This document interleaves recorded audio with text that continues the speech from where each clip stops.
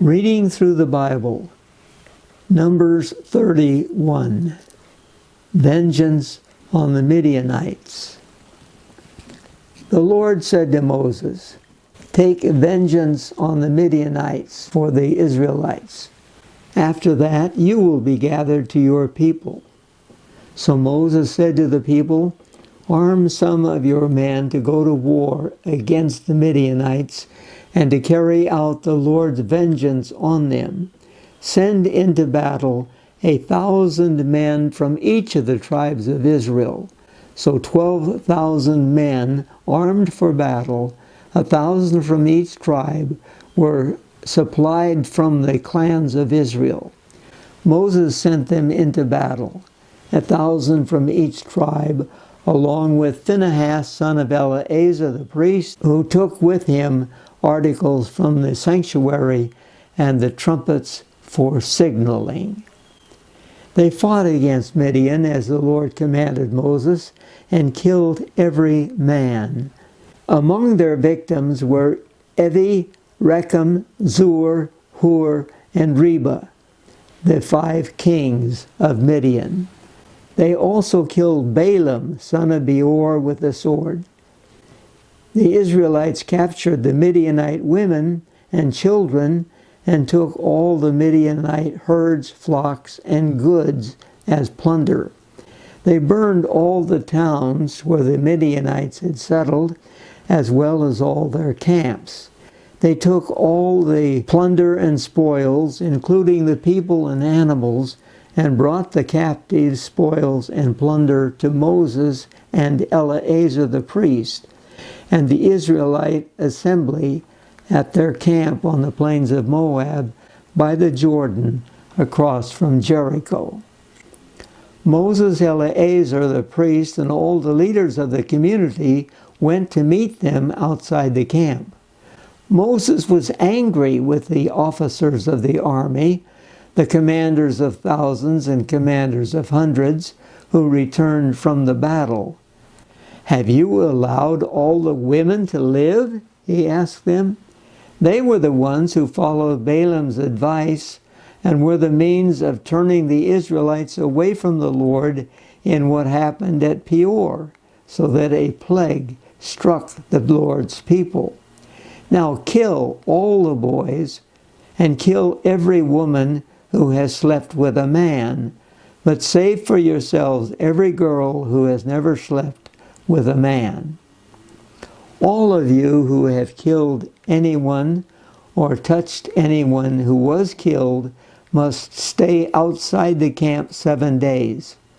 On the 3rd and 7th days you must purify yourselves and your captives.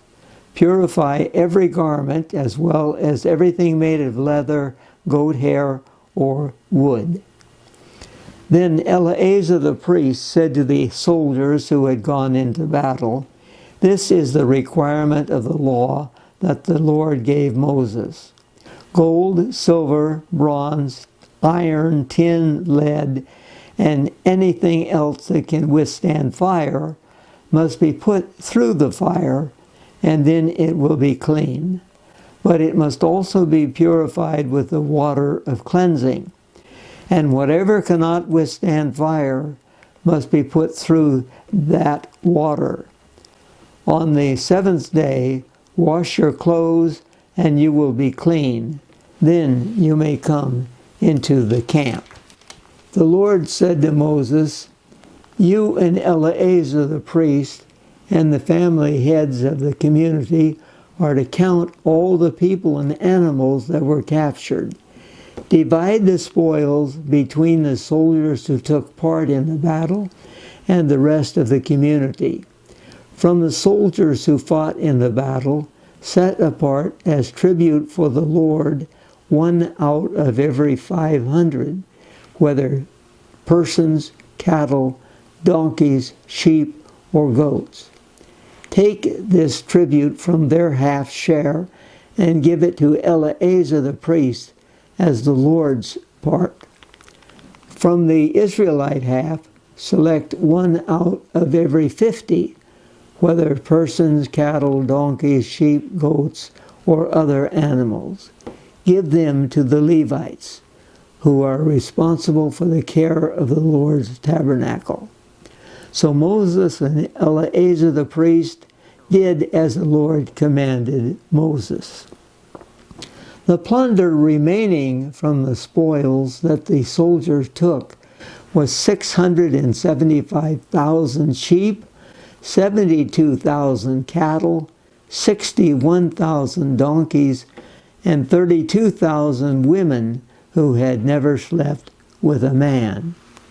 The half share of those who fought in the battle was 337,500 sheep, of which the tribute for the Lord was 675, 36,000 cattle, of which the tribute for the Lord was 72, 30,500 donkeys, of which the tribute for the Lord was 61, 16,000 people, of which the tribute for the Lord was 32. Moses gave the tribute to Eleazar the priest as the Lord's part, as the Lord commanded Moses. The half belonging to the Israelites, which Moses set apart from that of the fighting men, the community's half, was 337,500 sheep, 36,000 cattle, 30,500 donkeys, and 16,000 people. From the Israelites' half, Moses selected one out of every 50 persons and animals, as the Lord commanded him, and gave them to the Levites, who were responsible for the care of the Lord's tabernacle. Then the officers who were over the units of the army, the commanders of thousands and commanders of hundreds, went to Moses and said to him, "Your servants have counted the soldiers under our command, and not one is missing. So we have brought as an offering to the Lord the gold articles each of us acquired, armlets, bracelets, signet rings, earrings, and necklaces, to make atonement for ourselves before the Lord." Moses and Eleazar the priest accepted from them the gold, all the crafted articles. All the gold from the commanders of thousands and commanders of hundreds that Moses and Eleazar presented as a gift to the Lord weighed 16,750 shekels. Each soldier had taken plunder for himself.